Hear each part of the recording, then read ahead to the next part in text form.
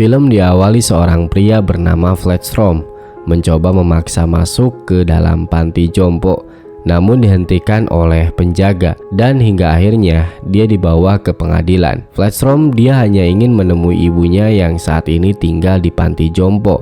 Dia juga bilang keberatan soal pemindahan orang tuanya secara sepihak oleh Marla Grayson kepada hakim. Marla ini seorang wali yang memiliki kewenangan untuk memindahkan lansia ke panti jompo dengan syarat tertentu. Namun Marla nggak cuma memindahkan lansia doang. Ibu Fletstrom ketika setelah dipindahkan ke panti jompo oleh Marla, rumah ibu Fletstrom dijual oleh Marla, yang membuat Fletstrom tidak terima atas tindakan Marla yang bertindak semena-mena. Marla membela dirinya di hadapan hakim bahwa tindakan dia menjual rumah bukan karena ingin foya-foya, tapi untuk kepentingan ibu Fletstrom juga, seperti membiayai panti jompo dan beberapa keperluan. Marla sangat lihai berbicara seolah-olah Fletstrom ini anak yang tidak peduli dengan ibunya dan juga durhaka. Bahkan Marla memohon kepada hakim kalau ibu Fletstrom berbahaya jika bersama anaknya. Hal itu dibuktikan ketika Fletstrom menyerang petugas keamanan panti jompo. Hakim pun menyetujui permohonan Marla, dan kini Fletstrom tidak bisa bertemu lagi dengan ibunya. She uses the proceeds to pay herself. She has kidnapped my mother. She didn't want to leave her home. I just do what is right for your mother. So yes, I manage your mother's money because someone has to. It's my job. It's my profession. Protection from apathy. Protection from their own pride. Who are willing to let their parents starve in squalor and struggle with pain. Fletstrom keluar menghampiri Marla sambil menyumpahi Marla hidupnya akan berakhir diperkosa dan dibunuh. Tapi Marla nggak gentar, malah balik marah kepada Fletstrom. Marla pun pergi ke kantor perwalian Grayson, perusahaan milik dia sendiri, bersama adiknya Fran. Dia masuk memeriksa cek dan menagih bayaran waktunya 6 jam selama di persidangan kepada Fletstrom. Fran disuruh Marla untuk mengecek perkembangan properti Better. Di ruangan Marla banyak foto lansia, semua ini adalah kliennya. Dia memberi titik merah di foto ibu Fletstrom. Lalu ada telepon dari Sam. Sam memberi kabar klien Marla bernama Alan telah meninggal akibat stroke berat. Artinya ini kabar buruk karena sumber penghasilannya berkurang. Dan kabar baik, sekarang ruangan yang ditempati oleh Alan kosong. Kini Marla punya kesempatan untuk mencari lansia baru. Tapi Sam sebagai pemilik panti jompo Berkshire Oaks, dia menagih uang $2.000 per minggu untuk kamar Alan agar tetap kosong. Karena ini permainan bisnis, gak cuma Marla seorang melakukan ini, Marla pun setuju. Besoknya Marla bersama Fran menuju klinik yang penuh dengan lansia. Dia bertemu dengan temannya seorang dokter bernama Karen. Mereka kerja sama. Karen sebagai dokter yang menyuplai pasien kepada Marla. Tapi keadaan tiba-tiba berubah. Yang tadinya Karen hanya membantu melepaskan pasiennya kepada Marla, kini dia meminta imbalan lebih. Dia meminta saham Golden Age yang dimiliki Marla. Golden Age merupakan panti jompo. Marla pun setuju. Karen memberikan satu pasiennya yang cukup sehat dan mudah dimanipulasi karena didiagnosa akan mengalami demensia, bernama Jennifer Peterson. Jennifer ini menurut Karen dia tidak memiliki keluarga, anak, bahkan suami. Dia juga seorang pensiunan di bidang finansial Chicago. Fran melakukan riset tentang Jennifer. Jennifer tinggal di lingkungan orang kaya. Rumahnya atas nama milik dirinya sendiri. Jennifer tidak memiliki catatan kriminal, memiliki 4 tabungan, tidak pernah menikah. Ya pokoknya Jennifer adalah klien sempurna bagi Marla. Marla pun menelpon Karen untuk memulai proses Jennifer. Besoknya Karen bersama Marla berada di persidangan membuat kesaksian kalau Jennifer keadaannya buruk jika dibiarkan ditinggal sendirian di rumah. Hakim pun menyetujui Jennifer untuk dipindahkan ke panti jompo dan Marla ditunjuk oleh hakim sebagai wali yang mengurus Jennifer. Yes, Your Honor, if you need me to take care of her, I can take care of her. Marla pun mulai penjemputan Jennifer. Dia datang ke rumahnya memberikan surat perintah untuk menjemputnya. Jennifer awalnya kebingungan karena dia merasa nggak melakukan kesalahan. Marla pun menjelaskan dirinya sebagai wali yang akan mengurus hidup Jennifer karena saat ini Jennifer akan diurus oleh negara. Setelah sadar, Jennifer bilang dia merasa baik-baik saja, tidak perlu dipindahkan ke panti jompo. Sempat ada penolakan, tapi ketika Jennifer melihat polisi, dia pun menyerah. Fran masuk ke rumah membantu mengemas barang. Jennifer pergi dan Marla mengambil kunci rumahnya dengan alasan dia akan mengurus seluruh properti milik Jennifer. Jennifer pun sampai di panti jompo Berkshire Oaks, disambut oleh Sam dan perawat. Namun raut wajah dari Jennifer tidak berubah, masih kebingungan dan merasa tidak nyaman. Dia tidak bisa kembali dan tempat ini akan menjadi rumahnya sekarang. Dia diantarkan ke kamar bekas Alan. Marla meminta handphone milik Jennifer untuk ditahan dan diberikan kepada perawat, lalu ditinggalkan begitu saja. Setelah Jennifer resmi pindah, Marla dan Fran mengeluarkan barang-barang antik berharga milik Jennifer dan menjualnya. Gak selesai di situ aja, Marla mencari sertifikat rumah milik Jennifer dan dia juga menemukan kunci di bawah laci. Dan kini Marla resmi menjual rumah Jennifer. Barang-barang antik itu berakhir dilelang dan semua uang hasil penjualan masuk ke kantong Marla. Di panti jompo, Jennifer mencoba meminta handphonenya, namun perawat dan petugas tidak memberikan izin. Marla pergi ke Bank Bryden. Dia menandatangani surat persetujuan legal guardian atau wali Jennifer. Dia membuka berangkas milik Jennifer dan isinya luar biasa. Ada kepingan emas, obligasi, arloji, dan yang paling mewah adalah berlian. Lalu keesokan hari, seorang supir taksi bernama Alexi menjemput Jennifer. Namun sayang, Jennifer sudah tidak tinggal lagi di sini. Tanpa bicara bertanya kepada Fran, Alexi pergi begitu saja. Alexi pergi ke sebuah parkiran, bertemu dengan seseorang yang dia takuti untuk bertemu secara langsung. Orang itu adalah Roman. Roman memiliki bodyguard gak cuma satu. Alexi di hadapan Roman gugup karena tidak membawa Jennifer kepada Roman. Ternyata Roman ini adalah anak Jennifer dan dia seorang bos mafia. Roman menodongkan senjata, dia gak mau tahu. Alexi harus menjemput ibunya. I love my mother very much. Find her and bring her to me. Di kantor Grayson, Marla bilang kepada Fran kalau dia telah menemukan emas, arloji mahal, dan obligasi juga berlian. Jackpot bagi Marla, karena hanya satu-satunya barang yaitu berlian tidak diberi asuransi, yang kemungkinan berlian itu ilegal, tidak ada pemiliknya. Marla membuat rencana akan memindahkan berlian tersebut ke tempat lain. Roman di kantornya didatangi oleh Alexi. Alexi memberikan perkembangan soal Jennifer. Kini Jennifer hidup di panti jompo dan sudah dilindungi oleh negara. Alexi menunjukkan foto Marla dan Fran sebagai dalang semua ini. Roman marah dan bicara hubungi Dean. Ambil Jennifer secara legal, diam-diam dan cepat. Besoknya Dean Erickson berada di kantor Grayson bertemu dengan Marla. Dean adalah seorang pengacara pribadi Roman. Dean diutus oleh Roman, namun dia mengakui kepada Marla bahwa Jennifer yang menyuruhnya ke sini. Dean bilang ada kesalahan tentang Jennifer. Jennifer sehat walafiat, tidak mengalami demensia seperti yang dikatakan Karen. Tapi Marla mempertahankan hartanya. Dia tahu kalau Dean berbohong, dia tidak dihubungi oleh Jennifer langsung. Dean masih mencoba nego dengan mengatakan Jennifer memiliki teman yang berkuasa yang bisa membuat hidup Marla tidak nyaman. Marla penasaran dengan klien dari Dean, tapi Dean bungkam tidak mau memberitahu siapa bosnya.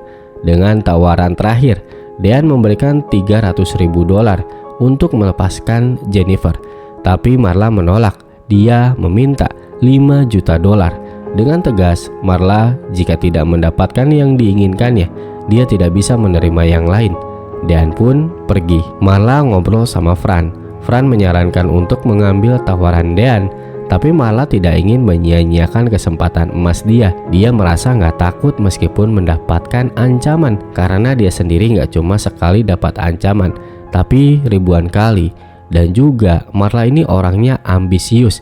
Dia itu nggak mau kalah sama siapapun. Marla pun berusaha mengorek informasi dari Jennifer. Dia menemuinya, langsung bertanya siapakah sebenarnya Jennifer. Jennifer tidak mau menjawab, dia cuma ingin handphonenya. Marla mencoba mengancam hidup Jennifer ada pada tangannya. Namun Jennifer tidak gentar, malah balik menantang. Jennifer juga bilang kalau kini keadaan Marla dalam bahaya, akan ada orang yang menghampirinya. Jennifer bungkam tidak akan bicara jika tidak mendapatkan handphonenya. I'm the worst mistake you'll ever make. I control your drugs, your food, and I can make things very bad for you. Have at it, you little crock of cunt. Marla pun langsung menuju kantor Sam. Marla meminta kepada Sam untuk menurunkan pelayanan kepada Jennifer. Bahkan dia meminta Jennifer diberikan pelatihan fisik level 4, makanannya dikurangi dan juga dosis obat diubah. Roman pergi ke Bank Bryden, membuka berangkasnya. Isi berangkas dia hanya kunci, yaitu kunci berangkas ibunya. Dia mengecek berlian yang Jennifer simpan telah hilang. Sementara di pengadilan, Dean menuntut Marla dan membeberkan bukti bahwa Jennifer keadaannya normal. Jennifer memiliki dokter lain sebagai konsultan kesehatannya. Lalu Dean juga bilang kalau ini adalah skandal yang dibuat oleh Marla. Semua ini permainan Karen, juga memalsukan dokumen kesehatan Jennifer. Dean memberikan surat kesaksian dari Fiona, mantan karyawan Karen. Tapi sayang Fiona dikenal oleh Marla juga hakim sebagai orang yang tidak berguna, jadi kesaksiannya tidak dihitung. Marla menuntut kepada Dean untuk menunjukkan surat resmi kalau Dean adalah pengacara Jennifer. Karena tidak punya, Dean saat itu dituduh sebagai pemeras Jennifer oleh Marla. Dean membela dirinya dengan mengatakan dia disuruh oleh teman Jennifer yang ingin tetap anonim, tidak diketahui identitasnya, yang khawatir dengan keadaan Jennifer. Hakim memutuskan permohonan membubarkan wali Marla dengan Jennifer ditolak karena Dean tidak bisa menunjukkan dokumen asli kalau dia pengacara resmi Jennifer. Dean menemui Roman dan Roman sangat marah dengan hasil keputusan. Akhirnya Roman mengutus Alexi dengan dua orang karyawannya bernama Tony dan juga Chad menuju panti jompo, berpura-pura ingin tur melihat panti jompo. Sementara Fran memberitahu kalau Jennifer Peterson bukanlah nama asli. Jennifer Peterson telah mati tahun 1949 karena polio dan nama asli Jennifer Peterson ini tidak diketahui. Kembali ke panti jompo, Alexi dengan Sam tur keliling panti jompo. Sampai akhirnya Sam bertanya keperluan yang sebenarnya. Alexi bilang kalau ayahnya memiliki teman di sini, ingin bertemu dengannya, yaitu Jennifer Peterson. Namun Sam menolak untuk menemui karena dia sedang sakit dan butuh persetujuan dari wali Jennifer. Dan setelah itu terjadi,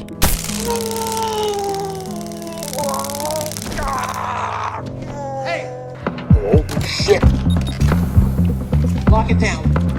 Lock it down. Marla diberitahu keadaan di panti jompo, dia pun langsung bergegas pergi. Alexi mencari kamar Jennifer dan menemukannya. Didobraklah oleh Tony. Pertempuran pun terjadi.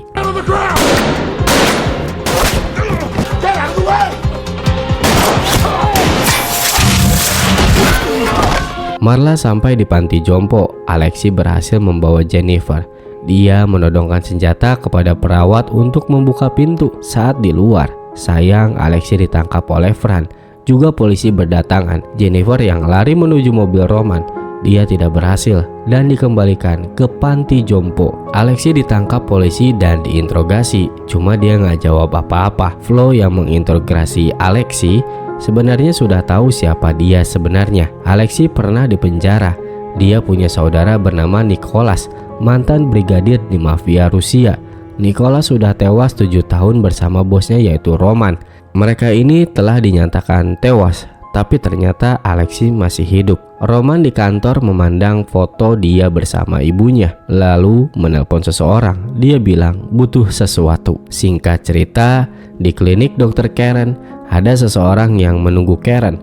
Lalu keesokan harinya, Dr. Karen ditemukan polisi telah tewas. Marla pulang ke rumah. Fran sudah tahu berita tentang Karen.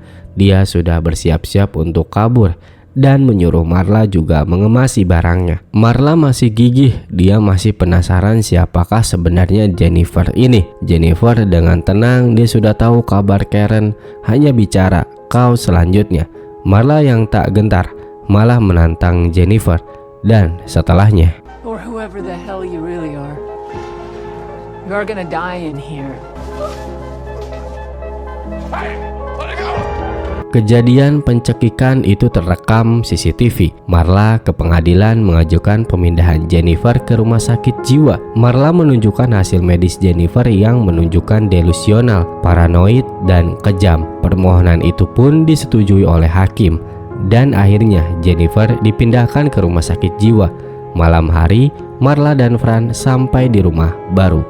Marla ke toko berlian, dia menanyakan harga berlian yang dia dapatkan. Harga berlian itu sekitar $200.000. Lalu Marla menitipkan satu butir berlian ke toko ini untuk disimpan. Marla pergi dari toko menuju parkiran dan tiba-tiba sesuatu terjadi padanya.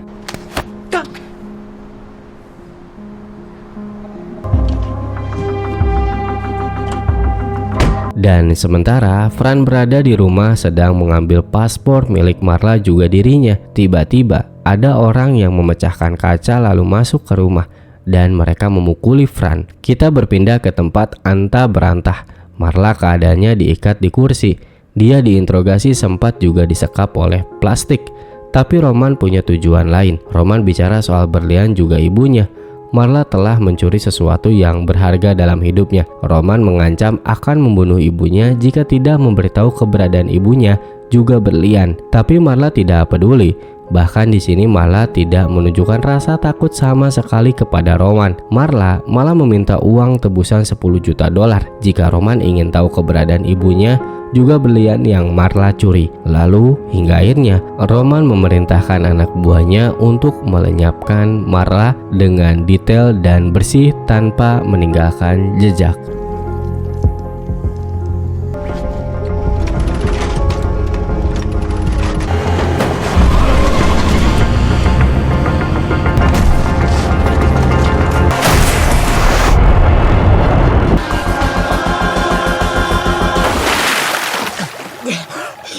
Namun rencana Roman telah gagal. Marla berhasil selamat. Dia pun berjalan menuju minimarket membeli bekal juga pakaian. Dia juga menulis nomor polisi mobil yang dia ingat. Marla juga meminjam HP pemilik penjaga untuk menelpon Fran, tapi tidak ada jawaban. Dia keluar menunggu taksi datang. Marla sampai rumah, dia masuk, keadaan rumah masih berantakan. Juga dia melihat Fran yang tergeletak dengan darah mengucur dari kepala. Fran diseret oleh Marla dan dia ternyata masih hidup. Dibawalah Fran oleh Marla pergi menuju rumah lain milik Marla. Besok paginya Fran sudah pulih dan Marla juga sudah baikan. Mereka ngobrol di dapur. Marla menunjukkan nomor polisi mobil milik Roman. Marla punya rencana ingin memulai bisnisnya lagi di tempat baru.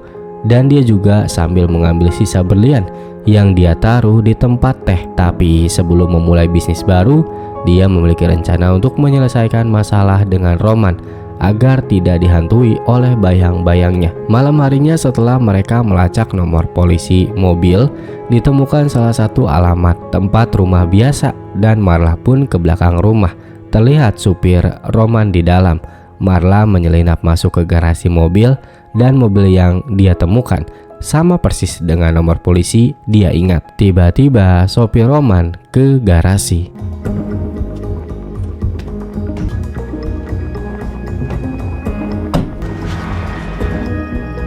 Marla kembali ke mobil dan mereka berdua mengikuti sopir Roman pergi.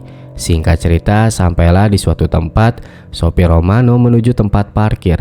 Marla keluar dari mobil menyamar. Dia langsung menuju parkir eksekutif. Marla berhasil menemui sopir Romano dan Marla pun melakukan ini. That elevator right there. Hello again. Marla berhasil membius Roman dan membawanya pergi. Mereka sampai di hutan. Menurunkan Roman, membuka seluruh bajunya dan menyuntikkan bius lagi kepadanya. Lalu mereka pergi membawa mobil Roman dan membakarnya. Keesokan harinya Roman ditemukan oleh seseorang dan dibawa ke rumah sakit. Saat dia tersadar, dia sudah ditunggu oleh Marla. Karena Roman ini identitasnya anonim, tidak dikenal juga nggak punya KTP, jadi Roman terpaksa akan diurus oleh negara. Dan yang menjadi walinya adalah Marla. Marla masih meminta uang $10 juta sebagai tebusan untuk damai. Marla membawa Roman ke tempat lain untuk ngobrol berdua. Lanjut obrolan masalah uang. Marla nggak punya rasa takut sama sekali kepada Romano. Padahal kalau Romano ngasih uang 10 juta terus ibunya bebas, berlian dia dapatkan, Romano bisa membunuh Marla kapan saja. Karena Marla ini nggak bisa dikontrol oleh Romano, malah keadaan berbalik. Saat ini Romano lah yang dikontrol oleh Marla. Jadi Romano mengajak kerjasama untuk membangun bisnis mengurus panti jompo. Romano menawarkan uang yang banyak, bebas gunakan semau Marla untuk membangun bisnis. Dengan uang Romano yang tak terbatas ini, Marla bisa mencakup banyak hal. Nggak cuma panti jompo, tapi juga alat kesehatan dan juga obat-obatan. Lalu Marla juga bisa menyingkirkan pesaing, nggak cuma lokal doang, tapi seluruh dunia. Tawaran ini menggiurkan bagi Marla dan Marla setuju. Jennifer dijemput kembali kepada anaknya. Kerjasama terjalin, berlian dijual dan dibagi 50-50. Perusahaan Grayson berkembang. Dia memiliki akademi perwalian. Bisnisnya berkembang jauh pesat sekali. Sudah banyak lansia yang telah dia urus.